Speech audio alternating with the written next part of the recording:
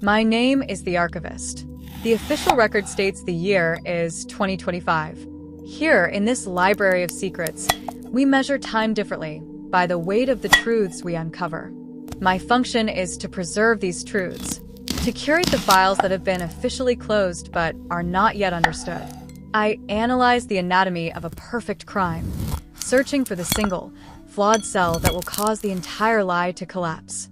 Today, I am opening a file that is a masterclass in deception. A story of a death so flawless, its only crime was its own impossibility. Welcome to the archive. This is file number 812, The Silent Sonata. The subject was Adrian Finch, a composer of staggering genius. To the world, he was a recluse, a man who worshipped at the altar of sound. His life's work was the pursuit of perfect, untainted music. To achieve this, he built a studio in the heart of his penthouse, a room he called the conductor's room. It was an acoustic fortress, a room within a room, suspended on magnetic buffers to negate any vibration from the city below. It was soundproofed to a degree that bordered on the supernatural. Once the heavy, vault-like door was sealed, the silence inside was so absolute it was said you could hear the sound of your own blood flowing. On a cold October morning, Adrian Finch was found dead inside. He was slumped over his grand piano, his fingers still resting on the ivory keys. The scene was serene, almost peaceful. The conductor's room was sealed from the inside. The official coroner's report was swift and simple: a massive, fatal brain aneurysm. Natural causes.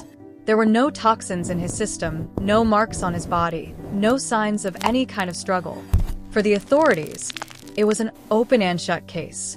A tragic, but unremarkable death of a tortured artist.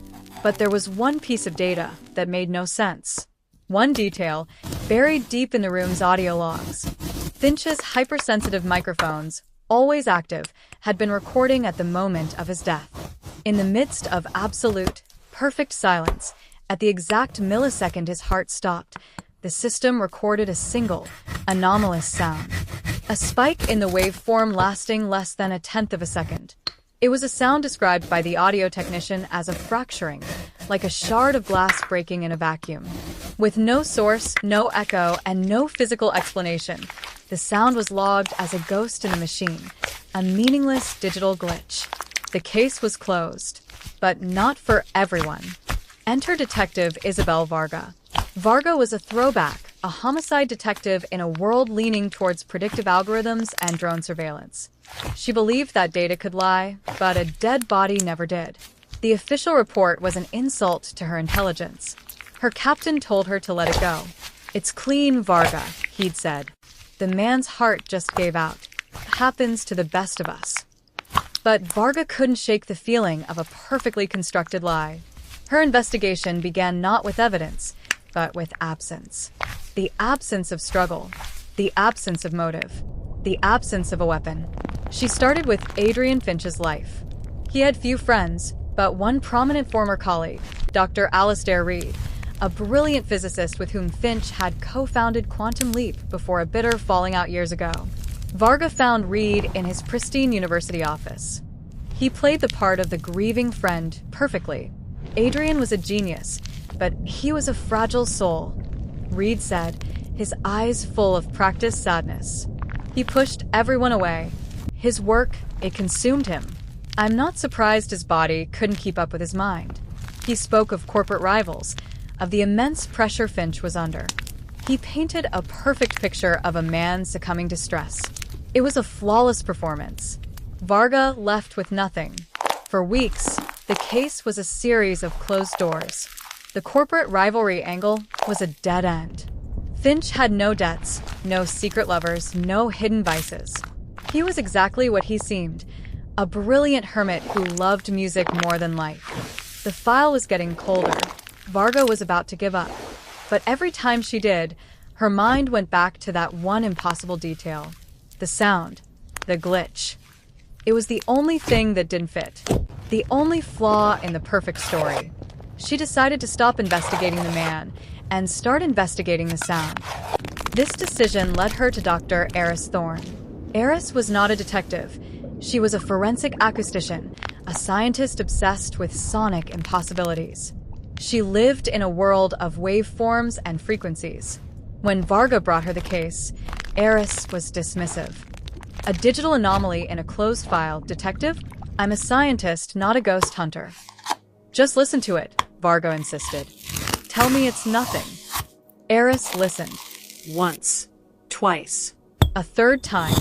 She isolated the 10th of a second spike, feeding it into her spectral analysis system. The nothing began to take shape. Well, detective, Eris said, her tone shifting from boredom to intrigue. I can tell you 3 things. 1, this is not a digital glitch. It's a recording of a real, physical event. 2, whatever this event was, it happened inside the conductor's room. 3, its acoustic properties are impossible. Eris explained. In any space, a sound wave bounces, creating reverberation, an echo, however faint. This sound had none. It was dry. It was as if it had occurred and vanished in a perfect vacuum, leaving no trace of its presence. It's like a footprint with no person, Eris mused. Her obsession now ignited. Eris began deconstructing the sound's anatomy. She ran simulations trying to replicate it. Breaking glass, snapping a carbon fiber rod, a percussive shockwave. Nothing matched. The recorded sound was too clean, too singular. Frustrated, she turned to the only other piece of evidence she had. Adrian Finch's own research.